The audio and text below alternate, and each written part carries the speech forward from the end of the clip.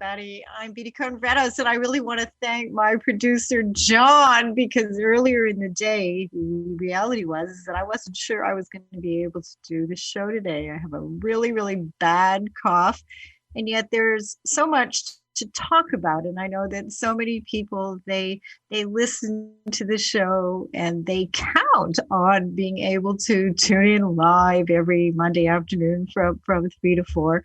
So today I'm going to need your help and your patience, and hopefully I'm going to be able to do an hour show and be able to communicate the various different information that I have for you today, and that all will go well. But the reality is that we all go through so many ups and downs in our life, and I think it's getting a lot better, where people are feeling a lot more secure and a lot less embarrassed and scared about reaching out for professional mental health. Because when you think about it, we ask for help in basically in all venues in our life. If we need to see a lawyer, we see a lawyer. If we need to see a tax specialist, we do that. And yet there's still something about acknowledging to ourselves that our depression or anxiety or our relationship issues or our substance abuse problems are something that we just can't seem to be able to deal with successfully on our own. And I'm hoping for the last 5 years that you've been tuning into the Ask Beatty show that I have convinced you that it is a real strength and not a weakness to realize that we don't need to navigate this life on our own. I mean, we're looking at a 30% clinical depression rate in the United States, particularly since the pandemic. 40% of people are really suffering from a variety of different anxiety disorders. I was reading a report in the New York Times a couple of days ago about the suicide attempts, the suicide ideation, the actual suicides of young people who've been feeling so lonely and so disconnected, particularly since the pandemic. And now we're looking into a new year, hopefully a better year, a more hopeful year, and a more connected year, where we're going to be able to get back to having just a more normal kind of an existence. But the thing that I have noticed as a psychotherapist and a sex therapist, in fact, the first question that I ask people when they call me for therapy at my private practice here in New York City and also in East Hampton is whether or not they are actually serious to do the work. I don't think over the years, really anybody, maybe one or two people have called and they've asked me for help when it comes to communication or problem solving. Usually there is a major crisis. But what I have found is that once the crisis subsides somewhat, then the real issue is whether or not the people are going to be willing to do more work and be able to then change and improve the quality of their lives and relationships. And it's not a tea party. I mean, for those of you who've been in therapy, you know that it can be very difficult and very painful going back and looking at your family of origin, looking at what did and didn't happen, looking at the abuse that you may have sustained as a child or also as an adult. And yet, what options do we have when we're finding that our history and we're finding that also things in our present are really interfering with our being able to wake up every morning and feel happiness and feel joy? We have a couple of options. We can do nothing, and we can dream and really hope for the best, or we can get down to work. And it's not like the problems of the world and the problems of our history are going to be completely resolved. We're never going to forget. And we don't need to necessarily forgive people who have hurt us and wounded us and disrespected us.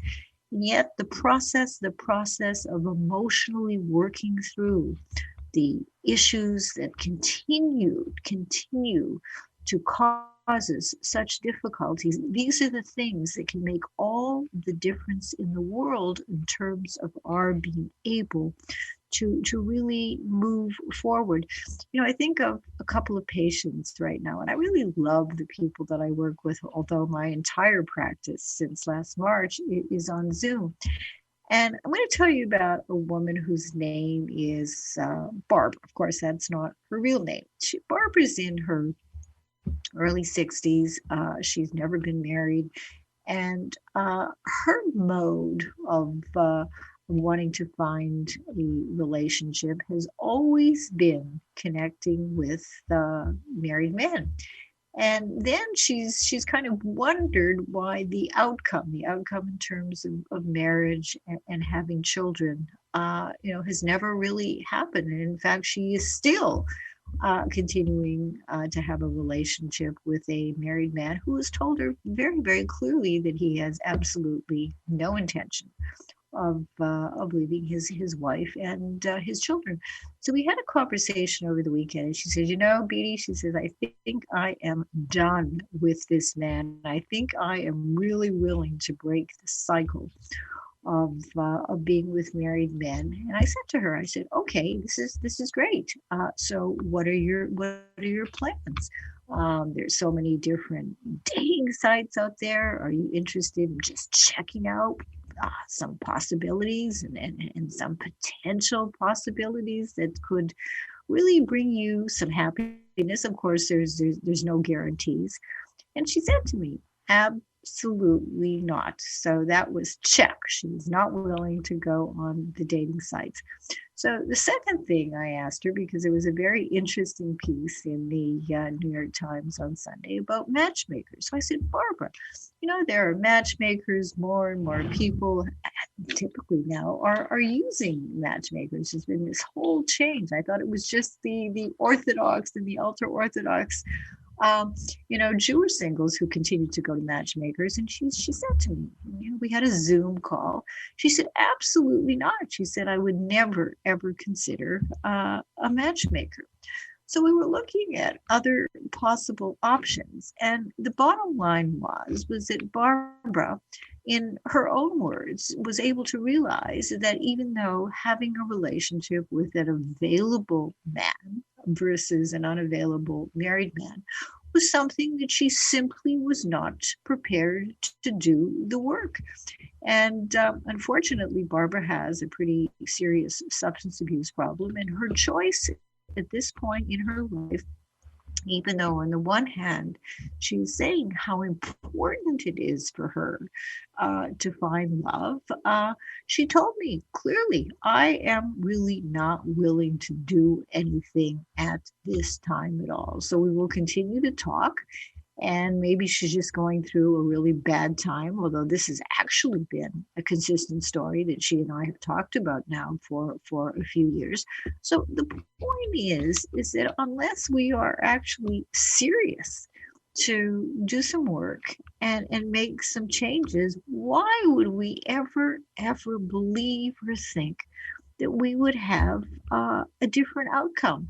Whether it comes to exercise, we want to get ourselves into shape. But if we're not prepared to walk, if we're not prepared to exercise, all the wanting and hoping and dreaming, it's not going to get us anywhere at all. And on the other hand, I have another patient who has had a really, really, really tough life. And in the worst times of her severe depression, anxiety, and there have been some hospitalizations, this is a woman who has never, ever, ever given up. And some really wonderful things are starting to happen to her. So again, I think that we make choices. Are we going to really stay in the game of life, where there are always possibilities and there is always the potential of nice things happening to ourselves? Or are we going to give up and then wonder why life is passing us by and that nothing ever seems to change.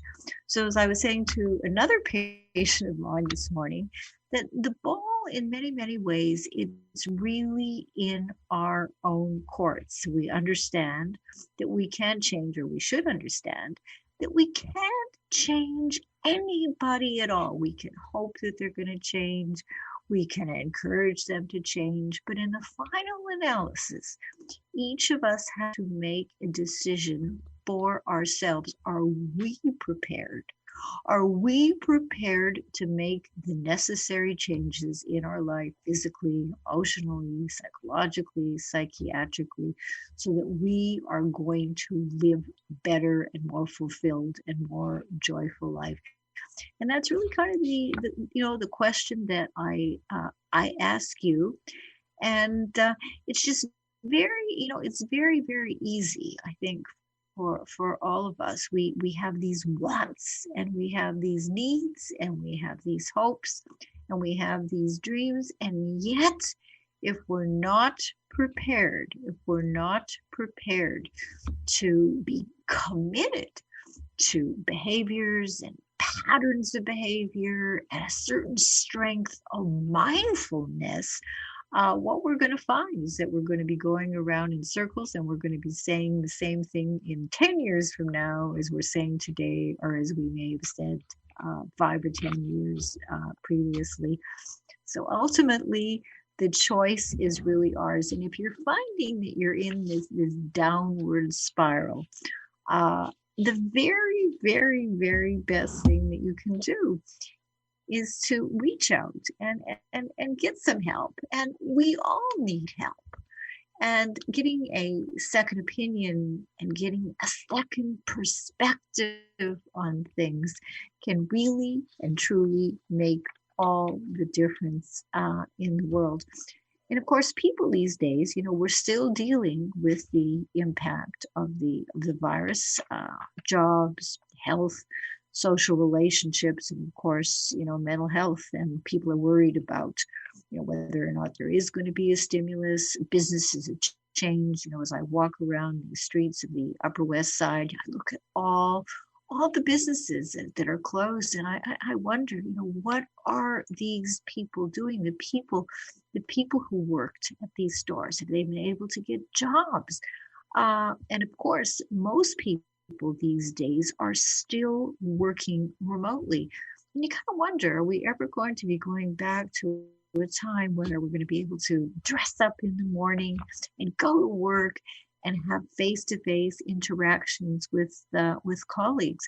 Because we have been, and we still are, in a very loneliness and disconnected state. And hopefully, depends how you feel about vaccines, but hopefully people are going to do what they need to do, what is in their best interest, and that they are listening to the scientists, so that sooner than later, we're going to get back to a place where we can have lunch, we can have dinner, where we can hug our friends and families and not have to worry about contracting the virus. And of course, there are the daily things that I remind you about every single week here. And I wonder, I ask you to check them off. Your diet. Are you having a relatively good diet? The fruits, the vegetables, the grains, the fish, the nuts. And are you finding ways to interact, even though most of us have been interacting solely online? It's a great way to be able to look forward to a course, to be able to look forward to seeing a family member or a friend that you have not been able to see face to face. And, are you getting enough sleep? Are you really making sure? And this is the homework that I give patients every single week after they're ready to leave my Zoom call now, and in the old days, to leave my office, to make sure as we navigate our days that we are really aware, that we are really mindful of engaging in behaviors, in engaging in interactions with people that are really in our best interests. So the question of, is this good for me. One patient that I have, she felt that that was a very selfish thing that she should be thinking about whether or not plan A or plan B was in fact something that was best for her. And yet, if we don't take care of ourselves, how are we then going to be able to engage in healthy relationships with other people? So it's not something that's selfish. It's something that is empowering, and it's something that really makes all the difference in our lives when we are mindful of doing things that are really, really and truly good for us. And of course, that means, and you've been hearing me say this for a number of years, having really supportive people in our lives and eliminating toxins, of course, chemical toxins, but also including toxic people. That sometimes means, friends and family. And I used to ask people to take a look, once a year to see, what are your relationships really like? But I think it's important on an ongoing basis to evaluate honestly for yourself. Are the people in my life, are they supportive? Are they respectful? Are they loving? Or are they people that make me crazy? Because I can tell you that toxicity, whether or not we're talking about chemical toxicity or whether we're talking about people toxicity, it will kill us. It will kill us in one way or another, emotionally and also physically. So we need to, really be mindful of the people that we allow in our personal space. And of course, things like positive visualization, dancing, listening to music, herbal teas. I have this big cup of herbal tea in front of me right now, hoping that it's going to be able to take me through the hour. And also helping others. I know that if I'm feeling a little bit down, I feel so much better after I've had a session with a patient where I feel that I have been able to make a positive difference in their lives.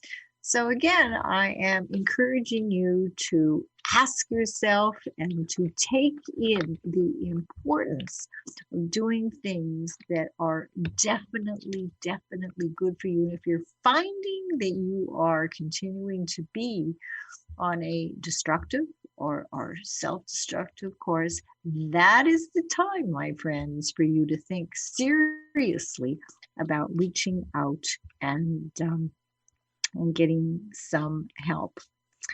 So today is International Women's Day, and it's hashtag Choose to Challenge. And one of my most favorite songs that we're going to listen to right now is Helen Reddy, I Am Woman.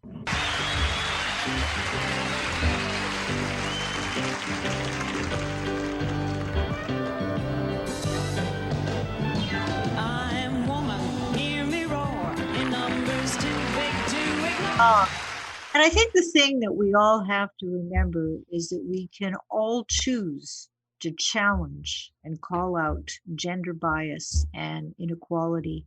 And we can also choose to seek out and celebrate women's achievements, because collectively we can all help create an inclusive world personally, professionally, and politically. And we can all be committed, and this is something that it's important for all of us to think about these issues, to stopping human trafficking and domestic violence. And in my view, the answer is education. We need to empower very young little girls and women to be the best that they can be. And this is why I'm such a supporter of mentoring programs. And years ago, I was a big sister in Colorado, and it makes such a difference for little girls and all of us and big girls to have positive role models in our lives that can help take us by the hand at different times in our life and really and really show us the way. So if we're talking about empowering women, I have a guest today, and the guest today is my husband, Jim Bredos, who is a sociologist and a former professor at Yeshiva University and John Jay College here in New York City. And he's the host, and this is a show that I definitely encourage you, all of you, to watch. It plays numerous times on various different channels throughout the boroughs of New York, the Radical Imagination. And I'm really glad that you agreed to be here today with me and help me actually navigate this hour show. But seriously, when it comes to women and empowerment, of course, we've been talking so much about the Governor Cuomo situation. Should he resign? After all, and from a male perspective, 3 women have accused him of inappropriate behavior and sexual harassment. Lindsay Boylan, who is a former state economic development official, who said that Cuomo had harassed her on several occasions from 2016 to 2018, at one point giving her an unsolicited kiss on her lips in his Manhattan office. And Governor Cuomo has called Ms. Boylan's accusations untrue, but they have nonetheless prompted calls for an investigation into her claims. Ms. Boylan has also stated that the work environment where sexual harassment and bullying is so pervasive that it is not only condoned, but expected. And then we have another woman, Ms. Charlotte Bennett, who was an executive assistant and health policy advisor in the Cuomo administration until she left in November of 2020. And Ms. Bennett told the New York Times that the governor had harassed her late last spring during the height of the state's fight against the virus. She described a series of uncomfortable interactions with the governor, where she said that he asked her in-depth personal questions, including whether she had slept with older men, whether she was monogamous, and whether she thought that age mattered in relationships. And then just a couple of days ago, Jim, there was another story in the New York Times, a woman, Anna Rush, who met Cuomo at a wedding reception in 2019. He put his hand on her bare lower back, and when she removed his hand with her own, Miss Rush recalled the governor remarked that she seemed aggressive and placed his hands on her cheeks. I mean, talk about entitlement. And he asked if he could kiss her loudly enough for a friend standing nearby to hear.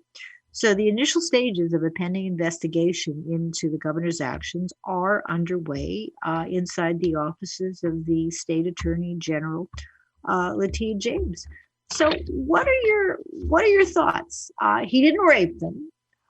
His behavior was obviously very inappropriate as a man, as a sociologist. What do you think? Well, first of all, Beatty, thank you for having me on again. I always love being on your show, and I'm glad to help out. You always help me out, and so thank you again. Gosh. First thing I would just say in response to all of this is I support very strongly an independent investigation. And that you mentioned at the end there, Attorney General is beginning to conduct. And I think it should be speedy. I think it, again, should be impartial. And I would love to see that happen. And as fast as possible, because I think these are charges that need to be addressed. And so my initial reaction is that I would support a thorough, impartial, swift investigation. What's so interesting is that he actually acknowledges, that he asked all these personal questions and in his own defense, is saying he thought he was just being a mentor and somebody who was coming across as being just a concerned, almost like father figure. He denies the fact that he kissed the one woman who worked for him. And of course, at the wedding reception, I mean, there were people there who saw that he kissed this other woman. Let me just see this Anna Rush. But, are we talking about a continuum, Jim? I mean, for me, inappropriate behavior is inappropriate behavior. And I think that we used to always look at sexual assault and sexual abuse and sexual, inappropriate behavior as rape, as something that was physical. But these women are saying that they were emotionally extremely upset by his unwanted, in their view, his unwanted advances. Well, I think, again, you have to begin by deciding what inappropriate behavior it is, categorizing it, defining it. What does it mean in this case? And I think people need to evaluate that and be given a chance to respond. And just like we were watching, again, the Woody Allen, Mia Farrow continuing saga.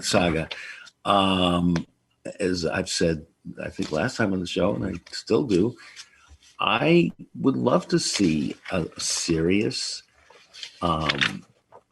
analysis on both sides of, but in particular, the experts that appeared, the therapists. So we're moving away from Governor Cuomo now? I'm not moving away. I think that in these cases, in these situations, as you well know, the she said, I said, there he said business. I think that we had a number of these cases in the past. Some certainly were warranted and came to be seen as criminal. Some came to be seen as not, and so on. So I think what we need to do is, again, look at this very impartially and try to see what in fact happened from all sides.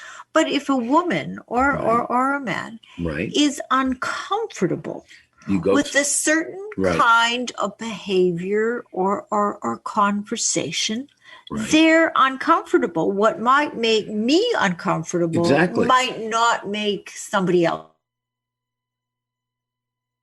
uncomfortable. And I think the real criteria here, the real variable at least we looked at, is the power differential. Exactly. And that becomes very, very important within the context of the power differential that he obviously had over them. That has to be addressed. And but as you said, in other situations, circumstances, perhaps this wouldn't have been seen as inappropriate. Perhaps it was, again, one needs to look at the situation it was in within the context and so on. But look at this context. Now we're looking at Miss Charlotte Bennett. She was an executive assistant and a health policy advisor in the Cuomo administration until she left in November. Right. So she told the New York Times that the governor had harassed her late last spring during the height of the virus. And they kept asking her all these personal questions, about whether she had slept with older men. None of his business. That is a conversation that does not belong in an office setting. Whether she was monogamous, whether she thought that age mattered. Apparently, he expressed that he was lonely. He had broken up with this woman after a very long-term relationship. But these kinds of conversations, they don't belong. They don't belong at work. Did she go to a political supervisor about this? Okay. Yes. So she followed the protocol. Yes. Was this a situation where she got transferred to another job? This was in Albany. Yes. Right. Yes. She was transferred. Yeah. And right. So look.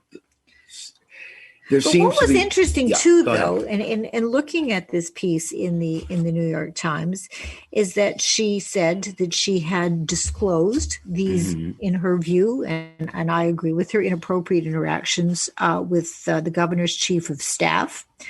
less than a Right. week after, Okay. it had happened, and that she was transferred to another job as a health policy advisor with an office on the opposite end of the Capitol. Mhm. Now, apparently, for her own reasons, and we are not to judge, she ultimately decided not. Now, this is Miss Bennett, Mhm. not to insist on an investigation because she was happy in her new job and she wanted to Wow. just move forward.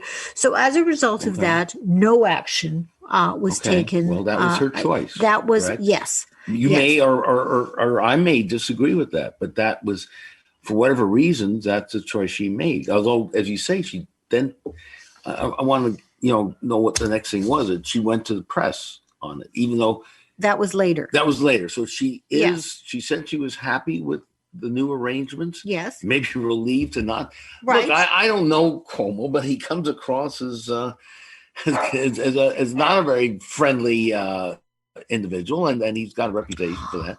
There's no question about that. I personally just remember She changed her mind. Okay, so she changed her mind. She changed For her whatever mind. reason, For right. the reasons I think don't matter at all. She changed her mind. But Mhm. she had also, and this is something, you wonder what kind of conversations are going on in an office setting, that she'd spoken to him about her having been a sexual assault survivor, an Right. experience about which she had been open to, and that he tried to be supportive and helpful.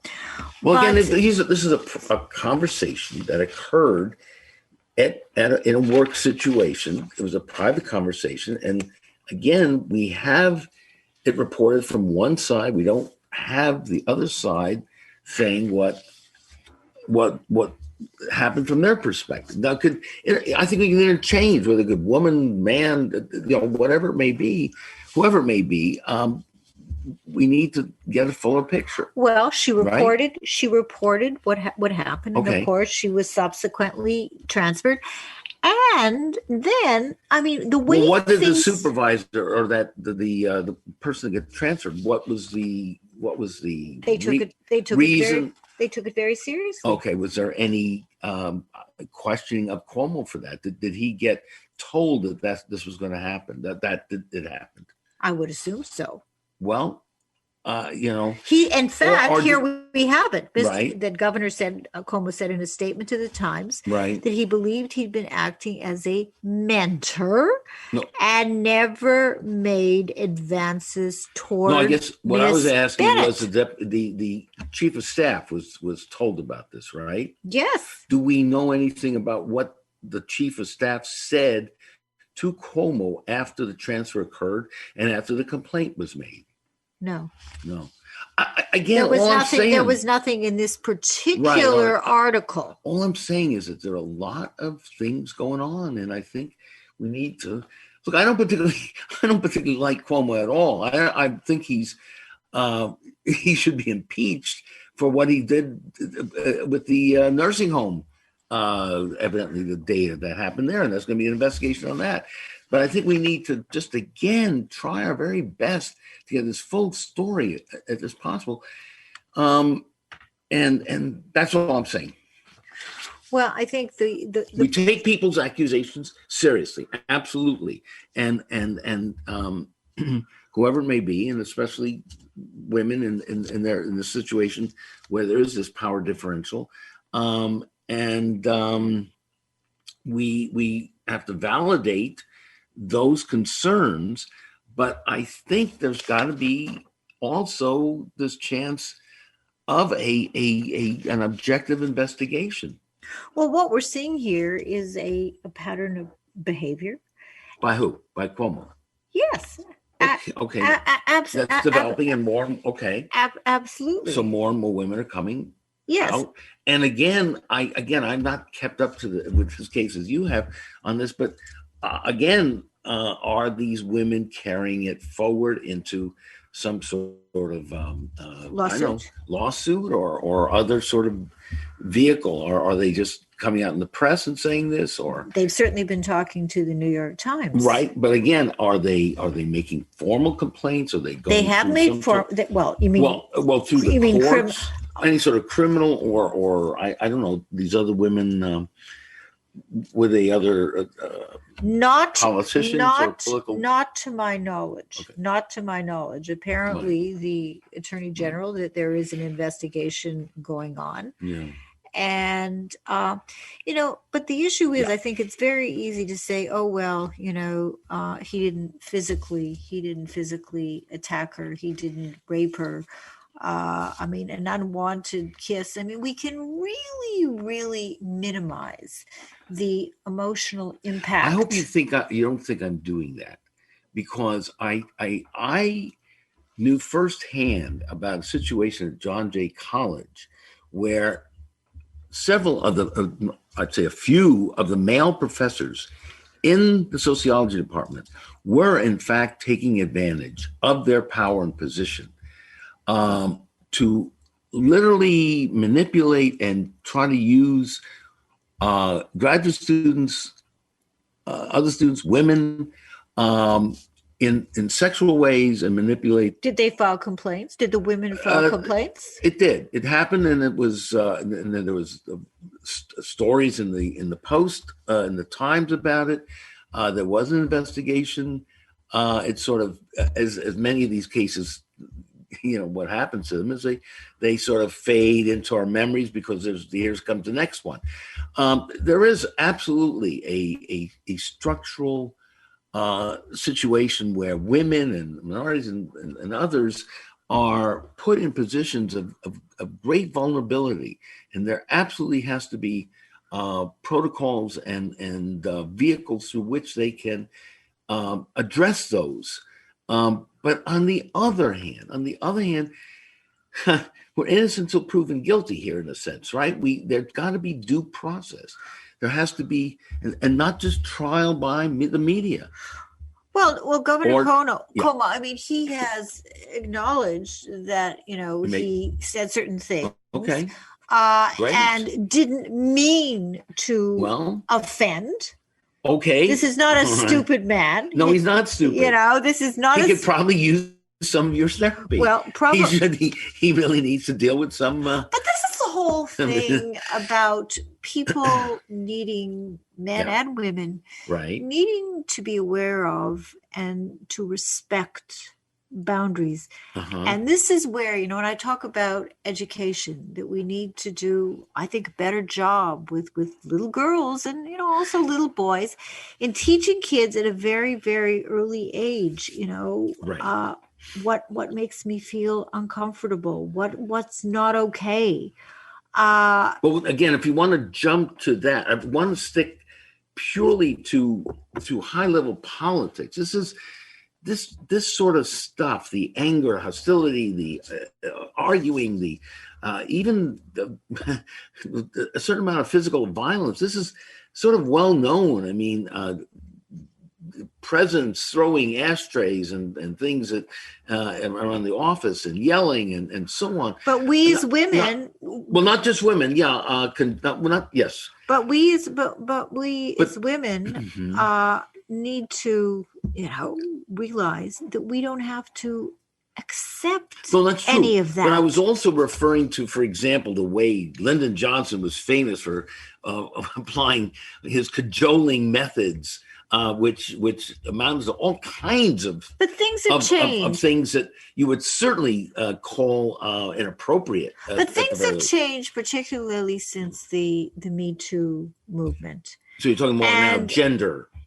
Yes, relationship in politics, and in politics, and also in our personal relationships. Okay, where I think that men need to be a lot more cautious, or they're going to find that there are going to be a lot more women that are going to be filing suits against them.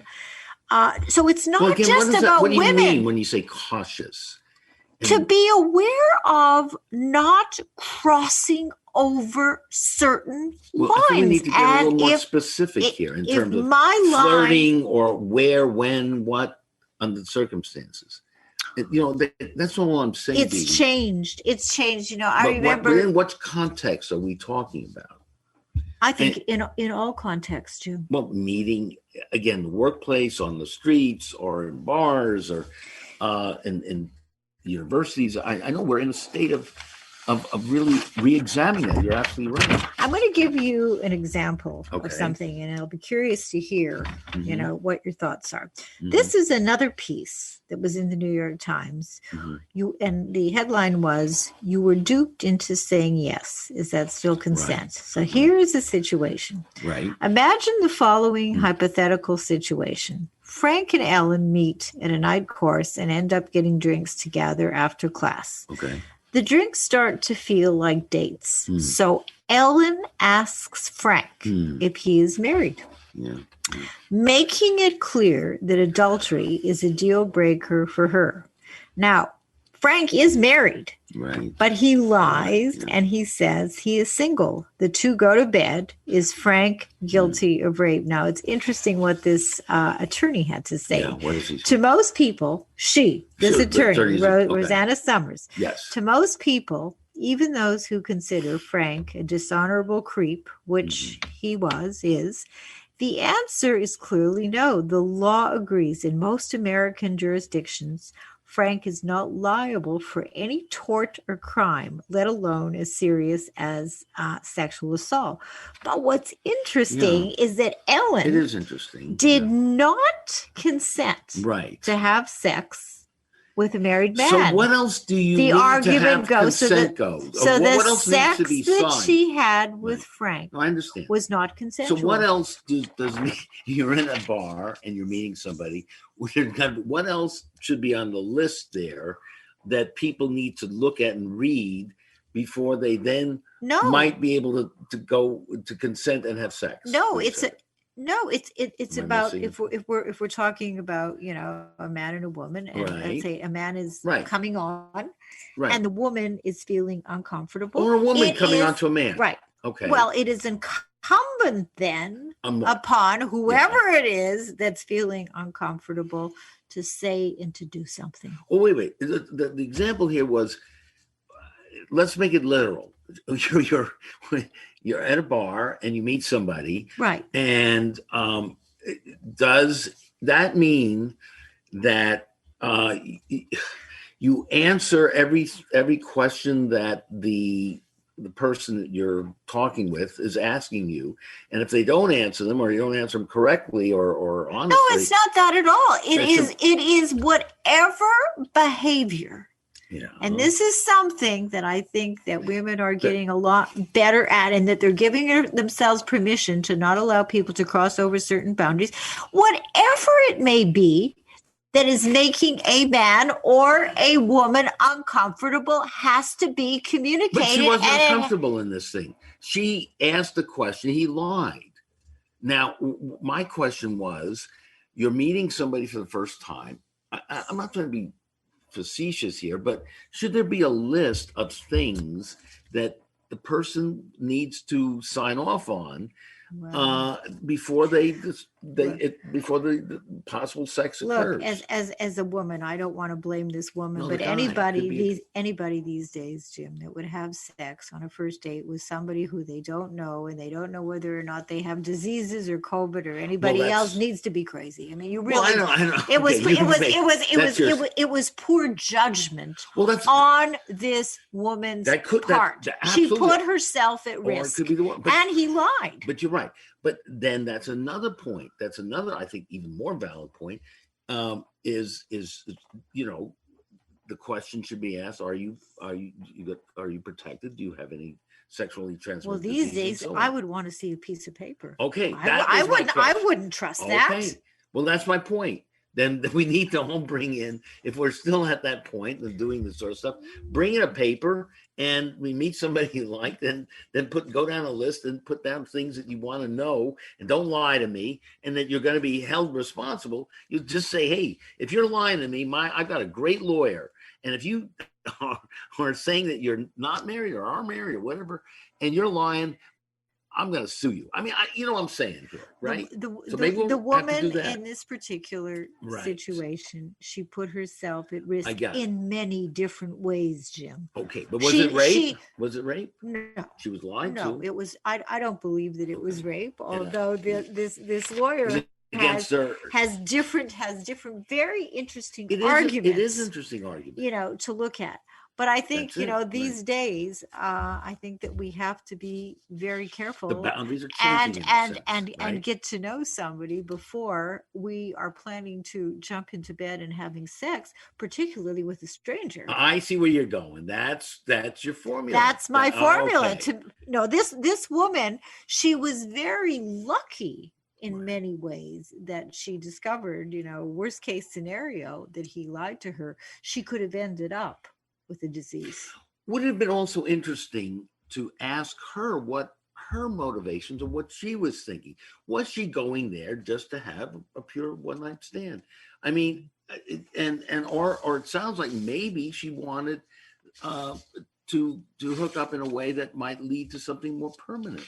Hard to know. It's hard to know. Well, the fact is, one, we might assume or presume that it might have been some desire to have something a little more permanent because she asked whether he was married or not. Exactly. So who knows? Exactly. Yeah. But the fact is that she was duped. He did lie to her. She used, in my opinion, really, really poor judgment in having sex with a stranger, who she didn't know. Yeah. She knew nothing about him at all, other than there was obviously some chemistry, and something pretty serious could have happened to her over above having been lied to. She was lucky. She got out of this. What do you mean? You mean some physical harm? He could have hurt her physically. She could have ended up with some sexually transmitted disease. Right. Well. But well, that's another conversation, isn't it? About hooking up in these temporary or transitional periods. But that's another conversation. It is another conversation. And look, you're absolutely right about the importance of having a balanced discussion, and to not assume that somebody is guilty just because somebody is accusing them of a crime or of, in quotes, inappropriate behavior. But I would also say very, very quickly, follow up on that, there is an absolutely differential of power arrangements. That's right. And that makes all the difference in the world. And in these cases, oftentimes women have to turn to the media or other ways to protect themselves. And that is fundamentally wrong. We've got to deal with the issue structurally and systematically. Yes, and I think that men are learning. They're learning maybe the hard way that in 2021, that they are no longer going to be able to get away with what they have gotten away with Is there a centuries. Danger of going the other way too? I mean, when we talk about flirting and getting to know someone, if I'm uncomfortable with your flirting, it's incumbent upon me to say I am uncomfortable, and you bet this or I will leave. And it is very different in a work situation. It is. When you are dependent on that paycheck. Absolutely agreed. To pay the rent and put food on the table for your children. And it sounds like the Attorney General, that they're doing, at least at this point, a pretty good job in taking these women seriously. I agree. And in doing an investigation. I agree. And we're going to see how it's all going to play out. Absolutely. Yep, can't wait. Well. I know you'll be on top of it. Well, Jim, lessons to be learned, because it's true. The mores have really changed, and I think for a very, very long time, for centuries, women have felt that the men had the power, which they did. But things are changing, and it's a good thing. You could also go beyond, I think, identity politics, and just simply also, if you really want to get someone more political on it, bosses generally have more power and oftentimes do all kinds of things to both men and women and subordinates. And I think a lot of men these days are going to be looking at this case Well, I'm talking and about thinking, economic control and power too. right? That can transcend gender. That can include and transcend it. But Oftentimes that's true. it is male and female. But I think we've got to go beyond the exploitation that men can have with women, in this case, possibly with Cuomo, but generally speaking, in the economic system, and expand what we're talking about here. And exploitation is exactly abuse the right word. And I think for years and years, and maybe centuries, and maybe forever, men had the power and felt entitled to do whatever it is that they wanted to do. And now there is a balancing out of power now. And women are becoming more educated. Mm-hmm. Women are becoming more empowered. Laws are changing. Mm-hmm. And this is all good. And I can't believe that it's 3:55, and we made it through your show, and you didn't cough once. Thank you for the herbal tea. Thank you for the herbal tea. Thank you for your show. And I still really want to talk about the Allen versus Farrow situation. How about next week? I think it's going to be the fourth and final installment. Yes, and I think that I'll bring you back. Oh boy, and we can do. I'll be on good behavior. An analysis. I'd love that because I'm very clear about this situation as someone who's treated hundreds of kids that were sexually abused, and you're not. So we will be able to debate it. All right. Well, listen, everybody, thank you so much again for listening and tuning in as you do every single week. And you can send me, emails, and I always appreciate your comments. So I leave you with my two usual weekly messages. And of course, the first one is to do everything that you possibly can to do things that are in your best interest, and of course to love yourself. And number two, we need to do a much, much, much better job in learning to respect each other and love each other, regardless of sex, sexual orientation, race, or anything, or socioeconomic status. Absolutely. Let me put in, and be more appropriate, guys. Okay. Well, definitely. They're going to have to think about the consequences of inappropriate behavior. And again, I'll leave you with my favorite song, and that is "What the World Needs Now Is Love, Sweet Love." And thank you so much again, Jim. You've been great. We will continue the debate after the show. See you. Bye-bye, everybody. Bye.